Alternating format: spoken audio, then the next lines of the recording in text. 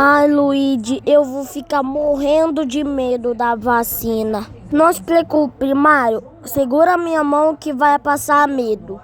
Oi, Mário, está tudo bem? O que aconteceu? Ah, Valentina, eu fiquei com medo da vacina. Meu Deus, são as bactérias, tem menos que tacar. O que foi isso?